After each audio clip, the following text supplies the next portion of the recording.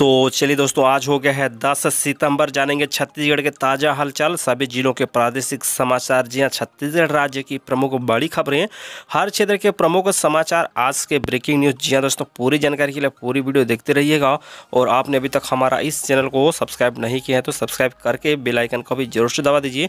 और वीडियो पसंद आने पर लाइक और शेयर भी जरूर से कर दीजिएगा। छत्तीसगढ़ रिलेटेड इंपॉर्टेंट अपडेट हम इस चैनल के माध्यम से आप लोगों तक पहुँचाते रहते हैं। तो चलिए फटाफट आगे बढ़ते हैं और शुरू करते हैं आज के खबरों का सिलसिला। सबसे पहली बड़ी खबर, जी हां दोस्तों, सीएम भूपेश बघेल ने गोधन न्याय योजना का एप्लीकेशन लॉन्च किया। ऑनलाइन खरीदी और बिक्री की मिलेगी जानकारी। जी हां, मुख्यमंत्री भूपेश बघेल ने सोमवार को अपने निवास कार्यालय से वीडियो कॉन्फ्रेंसिंग के माध्यम से गोधन न्याय योजना के तहत प्रदेश के 76,803 गोबर विक्रेताओं को तृतीय किस्त 6,37,00,000 रुपये का भुगतान किया। मुख्यमंत्री ने इस मौके पर गोधन न्याय योजना एप्लीकेशन का भी शुभारंभ कर दिया। जी हां, इस एप्लीकेशन के माध्यम से ऑनलाइन घर पर ही गोबर विक्रय के संबंध में विस्तृत जानकारी मिलती रहेगी।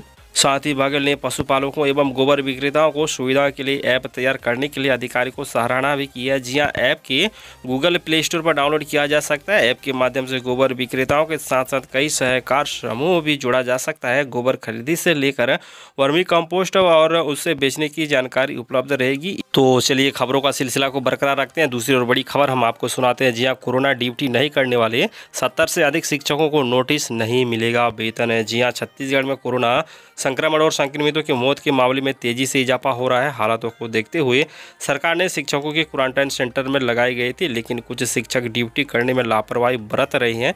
ऐसे शिक्षकों को कलेक्टर के आदेश पर जिला शिक्षा अधिकारी के कारण बताओ नोटिस जारी किए हैं। मिली जानकारी के अनुसार कलेक्टर के आदेश पर जिला शिक्षा अधिकारी ने 70 से अधिक शिक्षकों को कारण बताओ नोटिस जारी किया है।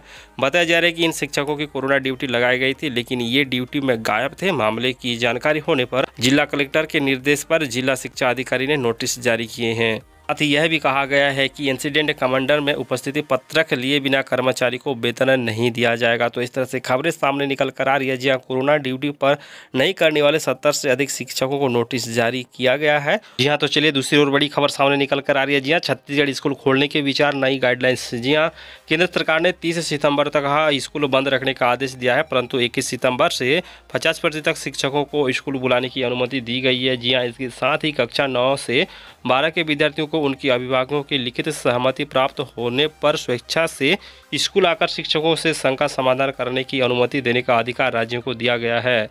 यह छत्तीसगढ़ के अभी इस संबंध में विचार चल रहा है, उच्च स्तर योग्य निर्णय लिया जाएगा। तो इस तरह से खबरें सामने निकल कर आ रही है दोस्तों, जहां पर छत्तीसगढ़ के स्कूल खोलने से पहले विचार विमर्श किया जा रहा है, नई गाइडलाइंस तैयार की जा रही है और 9वीं से 12वीं तक के बच्चों को उनके अभिभावक से भी राय मांगी जा रही है। और उसके बाद ही नई शिक्षा नीति के तहत छत्तीसगढ़ में नए स्कूल की खोलने की विचार किया जाएगा। तो चलिए फटाफट आगे बढ़ते हैं और दूसरी बड़ी खबर हम आपको सुनाते हैं। जी हां दोस्तों, छत्तीसगढ़ में बारिश के दिनों में भी मनरेगा 26 लाख परिवारों को 3 महीने में काम पूरा करने का लक्ष्य। जी हां, राज्य में कोरोना की स्थिति के बाद लोगों को गांव में रोजगार मिल सके, इसलिए सरकार ने बारिश के दिनों में भी ग्रामीण इंफ्रास्ट्रक्चर से जुड़े काम शुरू किए हैं। 26 लाख परिवारों को रोजगार दिया गया है। केंद्र सरकार ने लोगों को मजदूरी देने के लिए 2271 करोड़ के काम स्वीकृत किए गए हैं। इनमें से 2052 करोड़ मिल चुके हैं। 50 दिनों के अतिरिक्त रोजगार के रूप में 93 करोड़ का भुगतान किया गया। पंचायत भवन से लेकर धान खरीदी, चबूतरे, वृक्षारोपण और विभिन्न तरह के शेड अब मनरेगा के तहत बनाए जाएंगे। बारिश के दिनों में भी राज्य के मजदूरों को काम मिलता रहेगा। इसके लिए राज्य सरकार ने परंपरा कामों को अलावा अन्य कामों को भी मनरेगा के तहत कराने का निर्णय लिया है। जी हां दोस्तों, इस कड़ी में राज्य सरकार ने पंचायत भवन से लेकर धान के चबूतरे को अगले 2 से 3 महीने में पूरा करने का लक्ष्य भी तैयार किए हैं। और वहीं राज्य में धान खरीदी 1 नवंबर से शुरू होगी। राज्य सरकार की कोशिश है कि इससे पहले राज्य के सभी धान खरीदी संग्रहण केंद्रों में पक्के चबूतरे बना दिए जाएं। चलिए फटाफट आगे बढ़ते हैं। दूसरी बड़ी खबर हम आपको सुनाते हैं। जी हां, बड़ी खबर सामने निकल कर आ रही है। अब नहीं होगा एंट्रेंस एग्जाम, 12वीं के नंबर से होगा डीएलएड और ग्रेजुएशन के नंबर के आधार पर होगा बीएड की मेरिट लिस्ट। इस तरह से खबर निकल कर आ रही है। जी हां, डीएलएड और बीएड की दाखिले के लिए इस बार एंट्रेंस एग्जाम नहीं होगा, इसलिए प्रवेश के लिए नया तरीका अपनाया जा रहा है। डीएलएड के लिए 12वीं से मिले नंबर और बीएड के लिए ग्रेजुएशन से मिले नंबरों के आधार पर मेरिट सूची तैयार की जाएगी। इसके अनुसार ही काउंसलिंग के माध्यम से सीटों का आवंटन होगा। राज्य शैक्षणिक अनुसंधान परिषद ने इस संबंध में सूचना जारी की गई है। प्रदेश को लेकर SCIRT की अर्हता निर्धारित की गई है अफसरों ने बताया कि पहले से वर्षों में बीएड व डीएलएड के दाखिले के लिए एंट्रेंस एग्जाम आयोजित किया जाता है।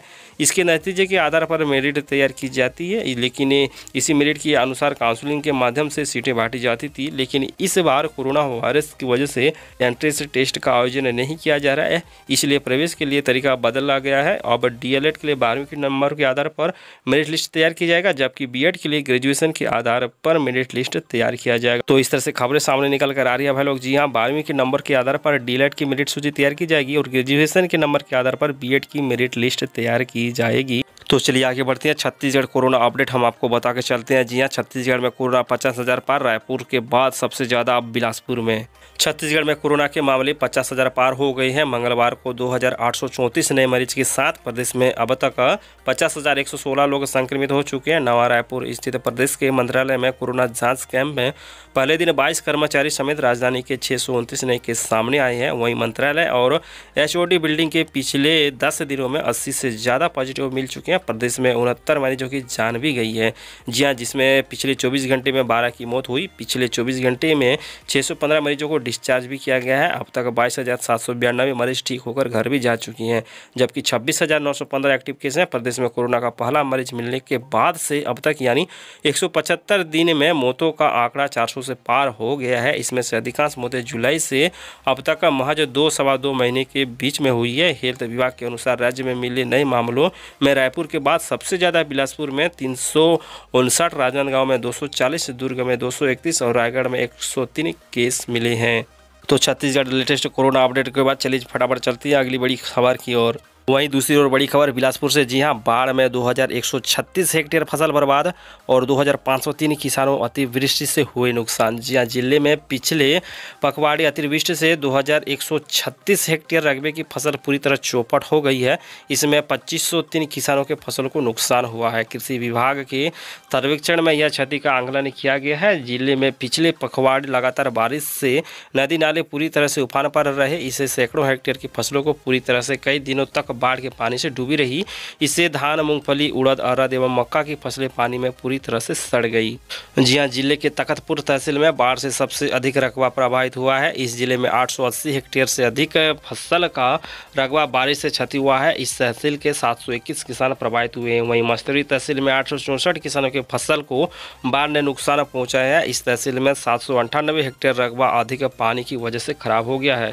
वहीं बिल्हा तहसील में अतिवृष्टि से 403 हेक्टेयर रकबे की फसल का नुकसान पहुंचा है। जी हां, तो वहीं अतिवृष्टि जिले में सबसे कम नुकसान कोटा तहसील को हुआ है। जी हां, इस अत्यधिक बारिश से 54 हेक्टेयर की फसल को नुकसान हुआ है। इस तहसील में बाढ़ से 88 किसान प्रभावित हुए हैं। तो चलिए आगे बढ़ते हैं और छत्तीसगढ़ मौसम का ताज़ा हालचाल भी हम आपको बता कर चलते हैं। जी हां, छत्तीसगढ़ में फिर बदला मौसम का मिजाज। अगले 48 घंटे में भारी बारिश की आशंका।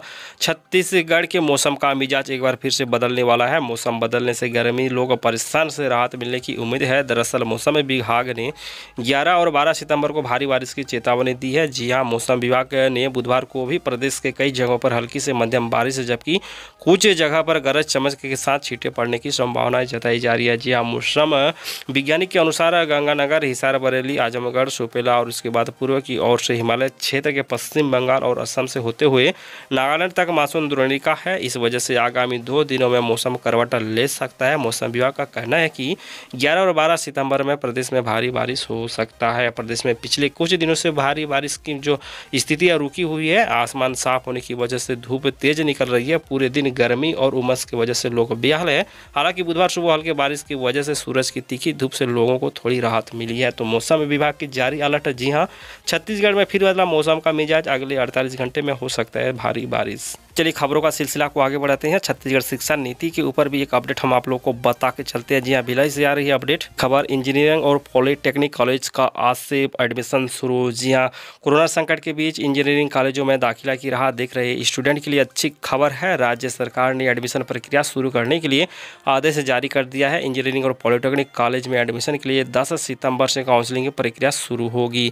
जी हां, राज्य सहित दुर्ग जिले के सभी इंजीनियरिंग कॉलेज में एडमिशन के लिए काउंसलिंग की प्रक्रिया 10 सितंबर से शुरू होगी। फर्स्ट सीट अलॉटमेंट 23 सितंबर से होगा। इस साल 33 इंजीनियरिंग कॉलेज में 12,021 सीट पर एडमिशन दिया जाएगा। जी हां, डायरेक्टर ऑफ टेक्निकल एजुकेशन की ओर से जारी सूचना के अनुसार पिछले साल की तुलना में इस साल इंजीनियरिंग में 3605 सीटें कम हुई है। एडमिशन के लिए स्टूडेंट्स को cgdt.raipur.cgstate.gov.in पर रजिस्टर करवाना होगा। इंजीनियरिंग कॉलेज में 12वीं के प्रमुख 3 विषयों फिजिक्स, मैथ्स और केमिस्ट्री के प्राप्त कुल अंकों के मेरिट के आधार पर एडमिशन दिया जाएगा।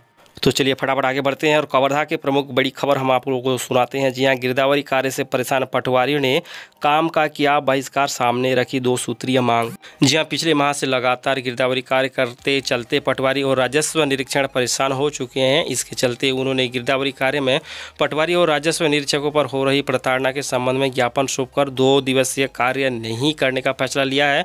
आपदा प्रबंधन के संबंधित समस्त कार्य में और कोरोना महामारी के अंतर्गत समस्त कार्य छोड़कर गिरदावरी और गिरदावरी संबंधित भू अभिलेख के समस्त कार्य व राजस्व संबंधित सभी कार्यों का पटवारी और राजस्व निरीक्षकों ने 9 और 10 सितंबर को 2 दिवसीय बहिष्कार किया है। जी हाँ, इसके साथ ही 2 सूत्रीय मांगों भी रखी गई है। पटवारी ने कहा कि गिरदावरी कार्य के दौरान ही राजस्व अधिकारी एवं राजस्व स्तर के उच्च अधिकारी द्वारा गिरदावरी की जाँच कर पटवारी एवं राजस्व निरीक्षक के विरुद्ध अनुशासनात्मक कार्य की जा रही है, जो कि सर्वदा अनुचित है। तो चलिए आगे बढ़ते हैं। धमतरी से आ रही है बड़ी खबर। जी हाँ, कोरोना से एक और डॉक्टर की मौत, लॉकडाउन की मांग तेज। जी हाँ, धमतरी जिले में कोरोना का कहर थम नहीं रहा है। रविवार को फिर 11 संक्रमित मिली है। इस तरह अब तक यहाँ 570 केस सामने आ चुके हैं। उधर जिले में कोरोना पीड़ित के 11 लोगों की मौत के बाद से लोग दहशत व्याप्त है।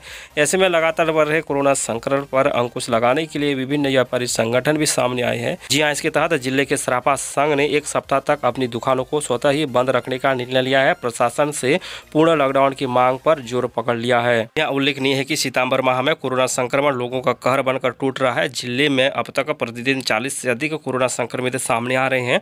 स्वास्थ्य विभाग के अनुसार जिले में अब तक करीब 570 लोगों कोरोना संक्रमण का शिकार हो चुके हैं। इसमें विवाह, बच्चे के अलावा बुजुर्ग भी शामिल है। ऐसे में लोगों को संक्रमण के प्रसार के लिए लेकर दहशत व्याप्त है। तो इस तरह से धमतरी से आ रही है खबर। जी हाँ, कोरोना का दहशत, लॉकडाउन की फिर से मांग तेज। तो दोस्तों, इस तरह से आप देख रहे थे इट्स छत्तीसगढ़ यूट्यूब चैनल के माध्यम से 10 सितंबर छत्तीसगढ़ की प्रमुख बड़ी खबरें। उम्मीद करते हैं वीडियो आप लोग को अच्छा लगा तो वीडियो को एक लाइक जरूर से कीजिए, ज़्यादा से ज़्यादा मित्रों को शेयर कीजिए। और हाँ, अगर आपने अभी तक हमारे इस चैनल को सब्सक्राइब नहीं किया है तो सब्सक्राइब करके बेल आइकन को भी जरूर से दबा दीजिएगा। मिलते हैं अगली वीडियो पे। नमस्कार।